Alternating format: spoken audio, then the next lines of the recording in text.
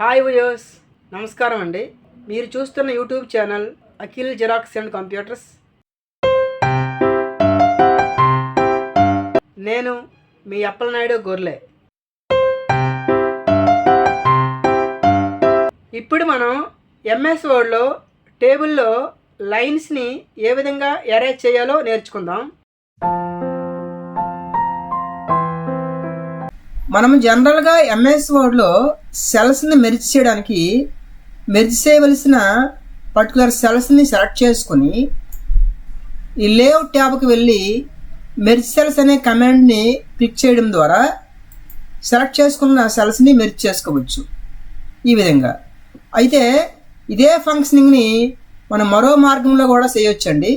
అది ఎలాగో ఇప్పుడు చూద్దాం. టేబుల్లో లైన్స్ని అరేంజ్ చేయడం ద్వారా సెల్స్ని మెర్జ్ చేసుకోవచ్చు.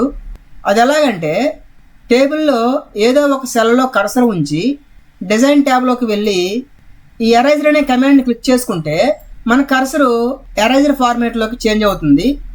మనము ఎరేజ్ చేయ తెలుసుకున్న లైన్ మీద ఈ ఎరేజర్తో క్లిక్ చేసుకుంటే ఆ లైను ఎరేజ్ అవుతుందండి. ఈ విధంగా మనం సింగిల్ లైన్స్ని అరేంజ్ చేసుకోవచ్చు, లేదా ఒకేసారి మల్టిపుల్ లైన్స్ని కూడా అరేంజ్ చేసుకోవచ్చు.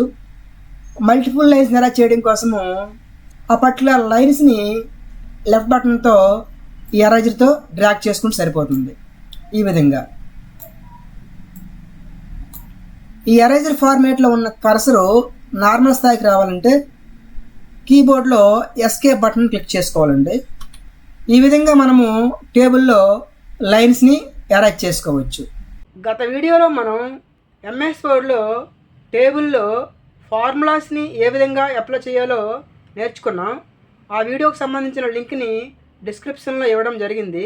మన నెక్స్ట్ వీడియోలో ఎంఎస్ వర్డ్లో టేబుల్ని క్రియేట్ చేసి ఫార్మాట్ చేసి మనకు నచ్చిన విధంగా ఏ విధంగా డిజైన్ చేసుకోవాలో అనే అంశంపై వివిధ రకాల ఆప్షన్ల గురించి A to Z basic level నుంచి అడ్వాన్స్ వరకు అన్ని ఆప్షన్ల గురించి షార్ట్కట్ కీస్తో సహా నేర్చుకునే ప్రయత్నం చేద్దాం. ఇంతవరకు మీరు చూసిన ఈ వీడియోలో కంటెంట్ ఉంటేనే లైక్ చేయండి, మీ మిత్రులకు షేర్ చేయండి.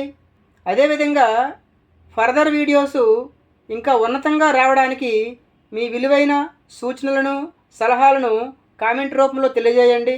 రాబోయే వీడియోలు మీకు నోటిఫికేషన్ రూపంలో రావాలంటే బెల్ ఐకాన్ని క్లిక్ చేసి సబ్స్క్రైబ్ చేయండి.